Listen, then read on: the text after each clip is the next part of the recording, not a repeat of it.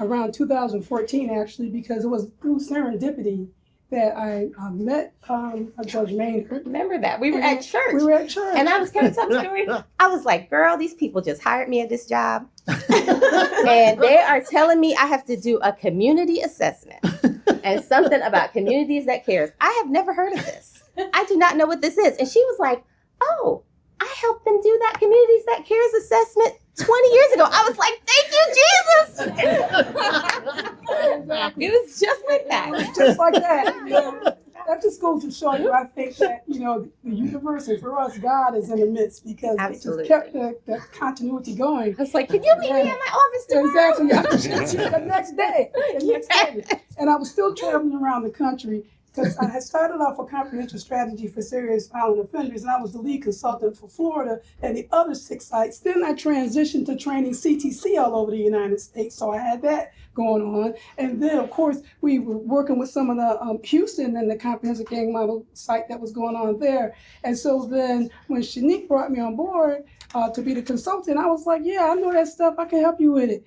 But then when she quickly got tapped to be a judge here in our local community, she was like, I need you to apply. And I'm like, apply? What am I applying for? I've been traveling the country for 20 years. And she was like, man, did you pray about it? Pray about it. And of course, I put my application in, and thank God, you know, I remember Vern being there and Sean and all you guys brought me on board. And so that's when I started. And when I got into the chair, all I had to do was grab the steering wheel and keep driving from what Chris had done, and then build on what Shaniek had done. And so when I initially came in, as soon as I came in, going back into 2007, we had an issue around underage drinking. And Chris began to mobilize the community around that, and began to apply for drug-free communities eventually, around drug-free communities several times. And we weren't able to get it. And then I guess we continued to build momentum, and Shaniek applied for it. And so when I joined the Roundtable in 2017, we got funded in October. And I was training drug-free communities all around the country, in the territories in South Africa. And I'm like, this is just perfect. So everything aligned up. So that's why I picked up with the continuity with that. Then I also inherited the comprehensive gang model, and we continued to implement that. And in 2018, knowing that we needed to keep it going, we brought in an epidemiologist to do an assessment to see where we were. And the data bared out that in St. Lucie County, we as a group were able to reduce gang violence and violence as a whole in the Lincoln Park area by over 47%, and in the county by 17%. And a lot of it was driven by some of the gang violence that was going on in the community. And we subsequently were moved off the top 100 most violent cities in the nation. And so we were really excited about that, and we were able to go after some other funding in 2018. We got funded from OJJDP twice. CSC continued to support us, and many of you at the table, the county continued to support us. And we were able to keep the comprehensive gang model and sustain it until around 2003. And in 2003, there was an exploratory, 2023, thank you. 2023, we did an exploratory committee to determine whether we wanted to keep it, because we didn't have buy-in from everybody, and we needed to determine, do we need to do it? And plus, the Roundtable was not really designed to be a direct service person, a direct service agency, but we had the intervention team, which was part of a whole comprehensive approach, and it was perfect because we were able to look at the breakdown and the systems and see some of the things that we needed to work on and correct to not only help the kids that were involved in gangs, but also to help all kids. Because if you are able to improve the system for the least of these, you can improve them all. And I would just say, Chief Wilson, just want to thank you, Chief. I still say Chief. So Chief. When I came here, he was definitely one of the granddaddies of the Roundtable to help keep this going. Get on through your nameplate right there, right, granddaddy on top. It's said in a very loving way. Yeah. He kept us I felt it.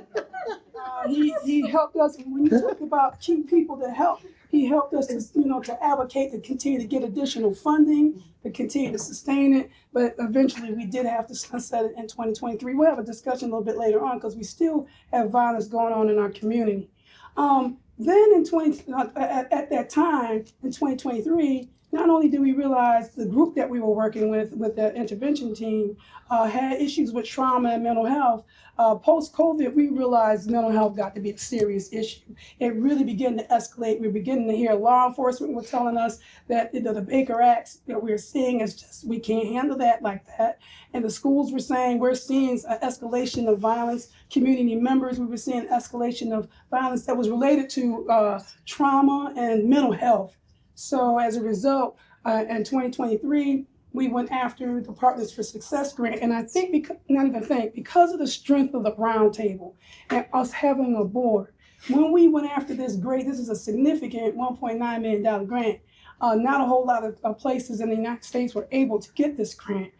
Because of the veracity of this Roundtable, and we got letters of commitment from several of the players, this didn't even require, you couldn't do a letter of support. You had to have a letter of commitment. And I picked up the phone and called several of you, Ann, and many of you, and said, hey, I need a letter of commitment right away. What you all going to bring to the table? We put that in, we scored high, and we landed the Partners for Success grant, and then we implemented St. Lucie Rise. With St. Lucie Rise, we had actually started St. Lucie Rise in 2018 because Governor Scott had issued an executive order for us after Marjorie Stoneman to address not only school violence, but community violence as well. And we recognized we didn't necessarily have the community piece. Ann came to me and said, Teresa, can we do something around the behavioral health? We really need to do that. Can we take a look at the executive order? We started working it, and then it fizzled off a little bit. And then when this grant came in, we resurrected it and was able to bring St. Lucie Rise here. We hired our new coordinator who took off and ran with it. We collaborated with Drug Free St. Lucie to become our behavioral health network. And that's where we are with that. I would say that we also, building on Kids at Hope, we continue to do the work. We continue to develop other objectives in terms of not only providing the cultural framework, we begin to extend it to actually giving tools to our different anchors, or our ACEs, if you will. So we began the Fatherhood Initiative. We got Mothers at Hope, and a number of initiatives that are coming out of that. So you can see there's been a continuance of how we move through our administrations to make sure that we continue to do the work. We also, of course, I mentioned earlier, we did a Speak Up, Speak Out in the community. That was also a continuity from when we were asking our young people to speak to the commissioners and all about what was going on in the community. And we had to Speak Up, Speak Out. And we reinstituted that with the help of Denise last year and did a community-based one. It was highly successful. A lot of the key leaders came in, and we began to hear about what the kids were saying about what's going on with mental health. We also launched the Photo Voice project as well to put cameras in the hands of kids to be able to take pictures from their perspective to tell the story from their voice, continuing on the theme of we need to make sure that we include the voice of the young people to do that.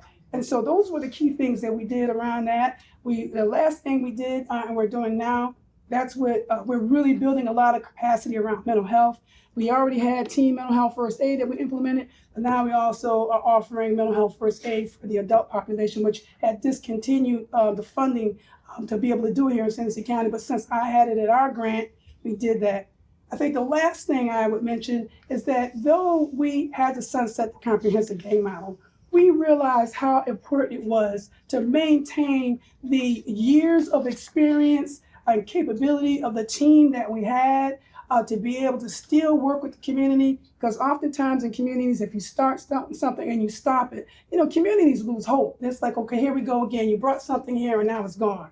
So I was able to approach Cayuga, and I looked on their website and noticed that they were implementing something very similar to the intervention team in New York. And I approached their CEO and said, were you especially at the direction of the exploratory committee, would you take our baby? Would you take our baby and bring it on and with support? in Southeast Florida. Ann gave me a call and said, Teresa, how about I help support it? And so Ann came to the table, and then we have funding from CSC that came to the table, and we began to throw the money over at Cayuga. And now that team they just got a national impact. They got a local award, they're being recognized nationally, and we're still sustaining that expertise and building on the work that all of you have done today. So those are the highlights of our component of what I did. And just the main thing is just the continuity. One thing I would say is that we did have, a few years ago when I first came in, a number of the state agencies began to identify that they could no longer pay dues to the Roundtable. But many of you came to the table and said, I can't pay dues, but I can give you some in-kind. And so we just were thankful for the Department of Health, who gave us the building for Ignite for all those years. And of course, we have Brian Bauer, who takes care of our internet and our technology for us, in-kind, and many more. Even this space here. We just want to thank Rosetta Washington for allowing us to every now and again use this space. So what I'm really blessed about is for those who are not able to put money on the table, they're able to come and say, hey, I got this in kind, I got this to help you. And that's the beauty of the Roundtable, and that's the beauty of us, the continuity moving forward. We could send Chris after him. She already said at the beginning she was good at that. I'm just saying, options. So there's a lot more, they're being very humble. There's a lot more that all of them do. But we just really wanted to show the continuity, and the purpose of that is that we want our Roundtable board members, especially the new ones, to be thinking about how can we use Roundtable and continue to leverage and step up and leverage them for special initiatives that we have coming up in our community, that we can't do it alone. You can't go it alone. We all need to work together with regard to that.